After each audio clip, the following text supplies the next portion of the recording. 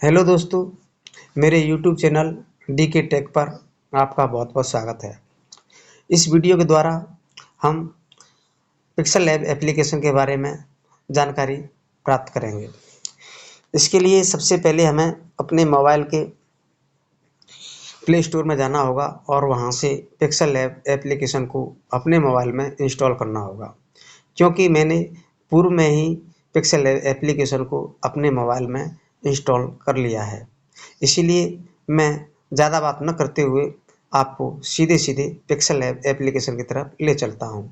तो चलिए, इसके लिए हम सबसे पहले पिक्सल लैब एप्लीकेशन पर क्लिक करते हैं। पिक्सल ऐप एप्लीकेशन पर क्लिक करने के बाद में कुछ इस प्रकार से हमारे मोबाइल का इंटरफेस खुलेगा।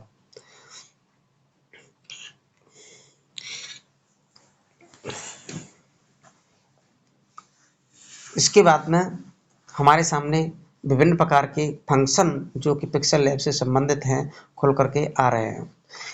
सामने विभिन्न प्रकार की टेम्पलेट हमारी मोबाइल स्क्रीन पर दिखाई दे रही हैं, जो कि पूर्व में निर्मित हैं। यदि हम चाहें तो इनमें से किसी भी टेम्पलेट का भी उपयोग हम कर सकते हैं।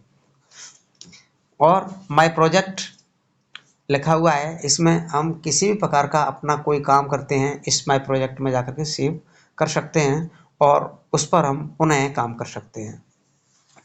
इसके नीचे विभिन्न प्रकार के और इस एप्लीकेशन से संबंधित जो फंक्शन है वो दिखाए गए हैं, जिनमें जो वर्गाकार है उस पर हम क्लिक करते हैं तो इसके अंदर कई प्रकार के फंक्शन खुल जाते हैं, जैसे colour, transparent, image size, crop, image, image from gallery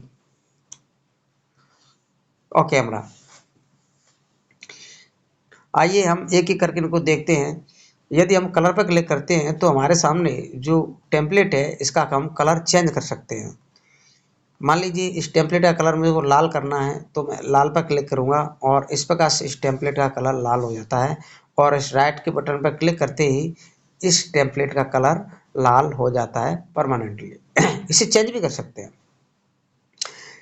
यदि हम इस टेम्पलेट को ट्रांसपेरेंट करना चाहते हैं तो ट्रांसपेरेंट भी हो जाएगी, जिससे ट्रांसपेरेंट में कोई भी कलर नहीं रहेगा।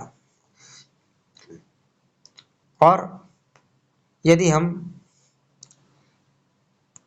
कलर करना चाहते हैं तो इसे पुनः हम कलर कर सकते हैं। इसके बाद में हम फोटो का साइज, यदि कोई फोटो इस पे लेके आना चाहते हैं तो इस इमेज साइज से उस फोटो के साइज को हम चेंज कर सकते हैं। क्रॉप, ये किसी फोटो को काटने के लिए इसका प्रयोग किया जाता है, तथा इमेज यानी कोई फोटो होता है उसके लिए। और फ्रॉम गैलरी, यदि हम किसी फोटो को गैलरी से लेके आ रहे हैं तो हमें फ्रॉम गैलरी पर क्लिक करना होगा और गैलरी में हमारे पास जो फोटो होगा वो यहाँ दिख जाएगा। चलो देखते हैं। जैसे ही हम फ्रॉम गैलरी पे क्लिक करेंगे तो हमारे सामने हमारे मोबाइल की गैलरी खुल जाएगी और हम किसी भी फोटो को यहाँ पर लेना चाहते हैं वो आ जाएगा। उस संबंधित फोटो पर हम क्लिक करेंगे तो वो फोटो हमारे सामने कुछ खुल करके इस प्रकार से आ जाएगा और उस पर राइट करने के बाद में फोटो हमारे उस पर आ गया। तो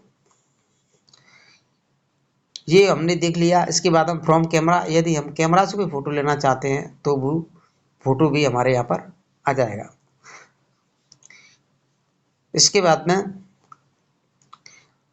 अपने इस वर्गाकार जो फंक्शन है इसके बगल में एक षटकोणीय या ये कहा जाए वृत्ताकार एक फंक्शन है। इस पर क्लिक करने के बाद में हमारे सामने बहुत सारे फंक्शन खुल जाते हैं, जिनमें फंक्शन है स्टिकर। स्टिकर पर हम क्लिक करेंगे तो हमारे सामने विभिन्न प्रकार के स्टिकर दिखाई देते हैं। हम चाहें तो अपने टेम्पलेट में, हम अब चाहें तो अपने थंबनेल में या जो कुछ भी हम बनाना चाहें इनका प्रयोग हम कर सकते हैं। जैसे ये लड़के, ये बच्चा, इसका हम प्रयोग कर सकते हैं। गाड़ी, हम मतलब जो भी हमें अच्छा लगे उस स्टिकर का हम उपयोग कर सकते हैं। इसमें इमोजी साइट की है, स्टिकर भी है। जिस स्टिकर का हम उपयोग करना चाहें उस स्टिकर का हम उपयोग कर सकते हैं। इसके बाद में आता है इंपोर्ट। इंपोर्ट का मतलब होता है यदि हम किसी फोटो को यहाँ पर लेके आना चाहते हैं तो इंपोर्ट पर क्लिक करेंगे और हमारे मोबाइल की गैलरी खुल जाएगी और इस प्रकार से जो फ़ोटो है उस पर हम क्लिक करेंगे और फ़ोटो हमारे सामने आ जाएगा तथा उस फ़ोटो को हम इस प्रकार से क्लिक करेंगे और फ़ोटो हमारे सामने खुल करके आ गया। इस फ़ोटो को हम अपनी जो टेम्पलेट है उस पर जितनी मर्जी हो छोटा बड़ा कर सकते हैं और किसी भी जगह पर उसे सेट कर सकते हैं।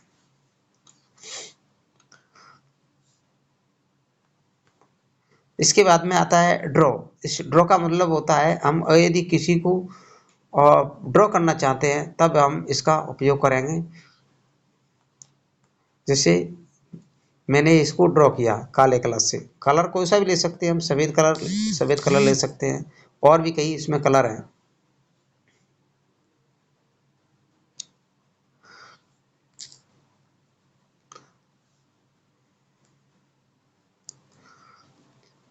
फिलहाल मैं इन्हें डिलीट कर देता हूँ।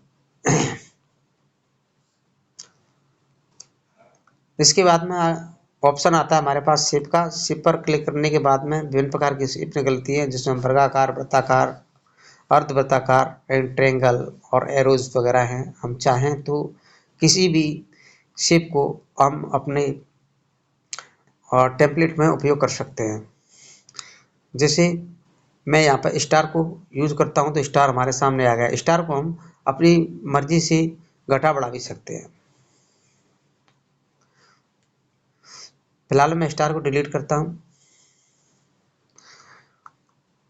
उसके बाद में हमारे पास ऑप्शन आता है ब्रेजियर का।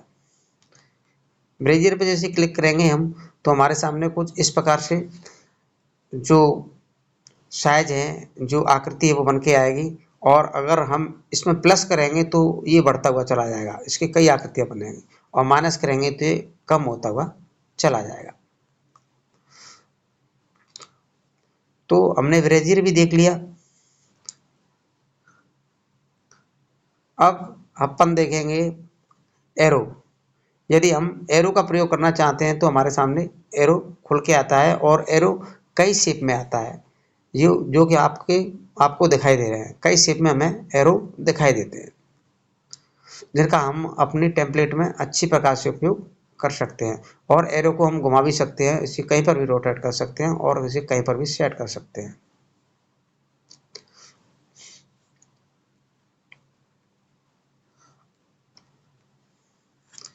इस प्रकार से ये फंक्शन भी पूरा हुआ। अब इसके बाद में हमारे पास एक फंक्शन आता है जो ए लिखा हुआ है।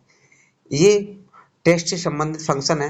इस पर जैसे ही हम क्लिक करेंगे तो हमारे सामने टेस्ट का फंक्शन खुलेगा और कोटेज का खुलेगा। कोटेज का मतलब जो पहले से लिखे हुए कुछ शब्द हैं, कुछ सेंटेंसेज हैं, वो यहाँ पे पहले से लिखे हुए हैं। हम चाहें तो अपने टेम्पलेट्स में इनका भी उपयोग कर सकते हैं जो कि मोटिवेशन से संबंधित होती हैं। और टेस्ट पर हम क्लिक करेंगे तो टेस्ट पर क्लिक करने के बाद में हमारे सामने कुछ इस प्रकार से फंक्शन खुलेंगे जिसमें स्टाइल्स होता है। स्टाइल पर हम क्लिक करेंगे तो हमारे सामने दो तरीका की निकलती हैं, ब्राउज और सेव। ब्राउज पर हम क्लिक करेंगे तो हमारे सामने विभिन्न प्रकार की स्टाइल्स निकलती हैं। हम जिस स्टाइल का उपयोग करेंगे और उस पर हम लिखना चाहेंगे तो उसी स्टाइल में हमारा वो टेस्ट लिख जाएगा।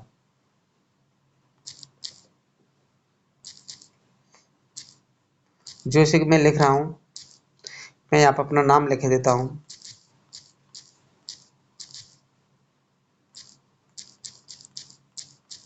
और ओके करा देता हूँ और स्टाइल पर क्लिक करने के बाद में हम जिस स्टाइल में इसे लेना चाहते हैं उस स्टाइल में हो जाएगा। ओके हो गया ना। तो ये इसमें मिलता है। इसके बाद में एडिट पर क्लिक करना है। एडिट, इसमें कोई सुधार करना है तो एडिट पर क्लिक करेंगे और फिर हम इसमें एडिट कर सकते हैं। इसके बाद में डिलीट आता है। यदि हम इस टेक्स्ट को डिलीट करना चाहते हैं तो डिलीट पर क्लिक करेंगे और ये हट जाएगा। इसके बाद में कॉपी पर क्लिक करेंगे तो ये कॉपी हो जाएगा, इस टेक्स्ट की कॉपी हो जाएगी जैसा कि आप देख पा रहे हैं। इसके बाद में आता है टू फ्रंट और टू बैक। मान लीजिए मैंने टेस्ट लिखा हुआ है और इस टेस्ट के ऊपर मैं किसी भी आकृति को यहाँ पर बना देता हूँ। एक शेप मैं इसके ऊपर डाल देता हूँ और ये शेप मैंने डाल रखी है इसके ऊपर, और इस शेप को मैंने एक कलर भी दे देता हूँ। मान लीजिए कि मैंने इसको ग्रीन कलर दे दिया या ब्लैक कलर दे दिया, और इसके नीचे जो हमारा जो टेक्स्ट है वो छुप गया है, तो उस टेक्स्ट को ऊपर लाने के लिए या इस टेम्पलेट को नीचे ले जाने के लिए, इस शेप को नीचे ले जाने के लिए हम इनका प्रयोग करते हैं। फ्रंट टू फ्रंट, तो जो हमारा टेक्स्ट है उसको ऊपर लाने के लिए हम इसका प्रयोग करेंगे। टू बैक, पहले इस पर क्लिक करेंगे, उसके बाद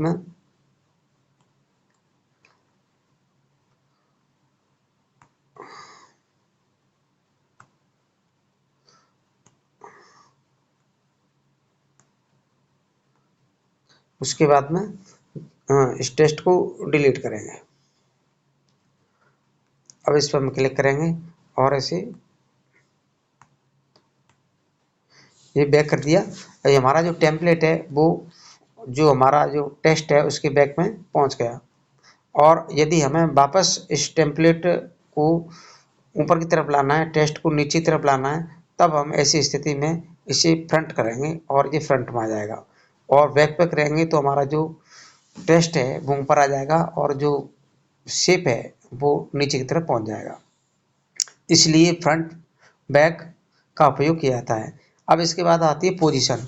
हमारा जो शेप है उसे हम किस पोजीशन में रखना चाहते हैं, वो इसके लिए इसका उपयोग किया जाता है। इसे नीचे लाना चाहते हैं या ऊपर लाना चाहते हैं, इसके लिए या दाएं बाएं कहीं पर भी हम इसे इसके द्वारा कर सकते हैं। इसके बाद में आती है रिलेटिव पोजीशन। रिलेटिव पोजीशन में क्लिक करने के बाद में हमारा जो टेक्स्ट है या जो हमारी शेप है उसको हम उस रिलेटिव पोजीशन के हिसाब से सेट कर सकते हैं। जैसे इस पर करने के बाद में हमारा ये दाएं की तरफ आ जाएगा, ये बाएं की तरफ आ जाएगा, ये नीचे की तरफ है, ये ऊपर की तरफ आ जाएगा। तो इस प्रकार से ये अपनी शेप वहाँ पर सेट होती है।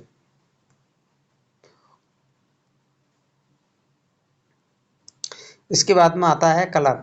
हम चाहें तो अपना जो शेप बनाया है उसके कलर को भी चेंज कर सकते हैं। इसके लिए हम कलर पर जाएंगे और कोई सा भी कलर जिसकी हमें ज़रूरत हो वो यहाँ पर हम भर सकते हैं। मान लीजिए मैंने ये ब्लू कलर इसमें भर दिया। इसके बाद में आता है टेक्सचर। इस टेक्सचर का प्रयोग हम जैसे किसी टेक्स्ट में या किसी शेप में हम किसी आकृति को लगाना चाहते हैं तब उसके लिए इसका उपयोग किया जाता है।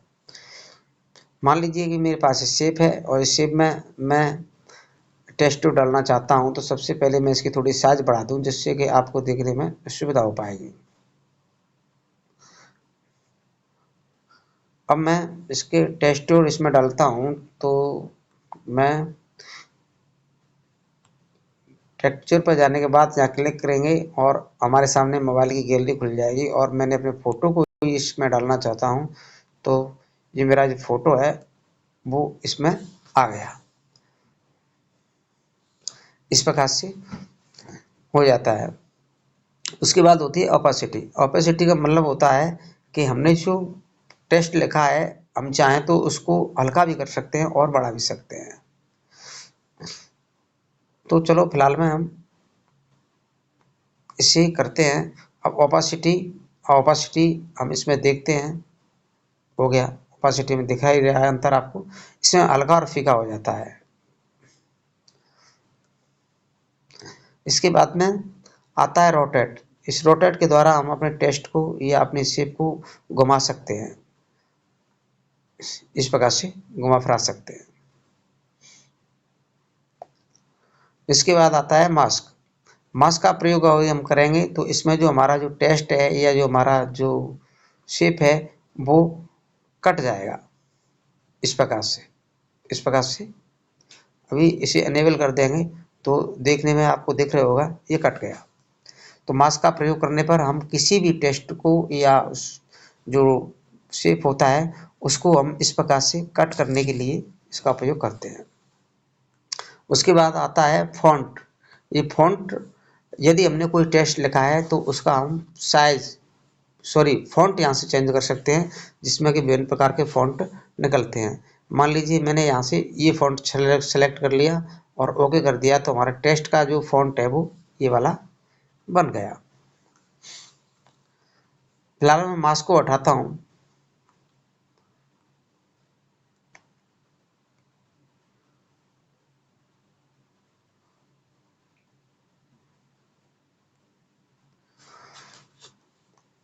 इसके बाद में अपने पास आता है स्टाइल। स्टाइल पर क्लिक करने के बाद में इसमें ये ऑप्शन निकलते हैं, बोल्ड, इटैलिक और अंडरलाइन। यदि हम चाहें तो हमारे टेक्स्ट को हम बोल्ड भी कर सकते हैं और इटैलिक कर सकते हैं तथा अंडरलाइन भी कर सकते हैं। जैसा भी हम चाहें अपने टेक्स्ट को कर सकते हैं। इसके बाद आता है कर्व। कर्व पर क्लिक करने के बाद में जो हमारा टेक्स्ट है वो कुछ इस प्रकार से टेढ़ा मेढ़ा हो जाता है, जो कि दिखाई आपको दे रहा है। इसके बाद आता है बैकग्राउंड। हम चाहें तो इससे हमारा जो टेक्स्ट होता है हम उसको बैकग्राउंड भी दे सकते हैं। यहाँ इनेबल करेंगे और इस प्रकार से आप देख रहे होंगे कि इसमें बैकग्राउंड हो गया। हम जिस कलर का बैकग्राउंड उसे देना चाहेंगे वो कलर हम यहाँ से सेलेक्ट करेंगे और बैकग्राउंड अपना दे देंगे।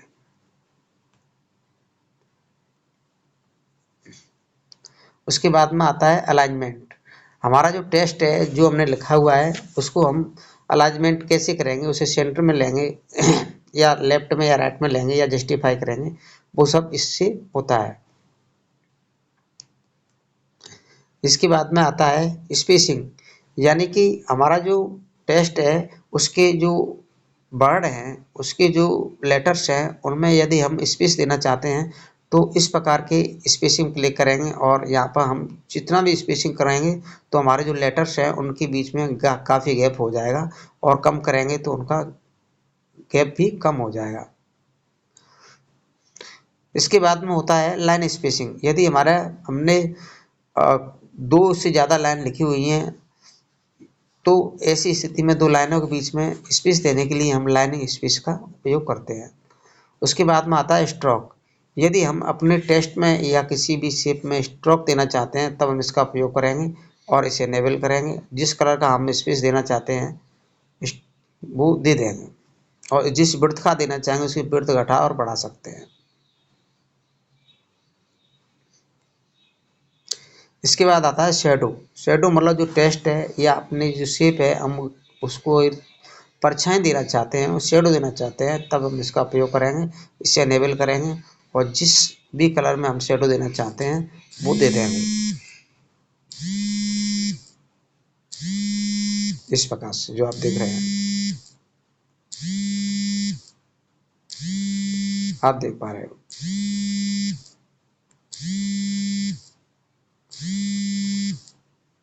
इसके बाद में आता है इनर शेडो। यदि हम अपने टेक्स्ट के अंदर शेडो देना चाहते हैं तब हम इसका उपयोग करेंगे और हम देखेंगे कि हम अपने टेक्स्ट के अंदर शेडो दे पा रहे हैं। तो आज की वीडियो में बस इतना ही।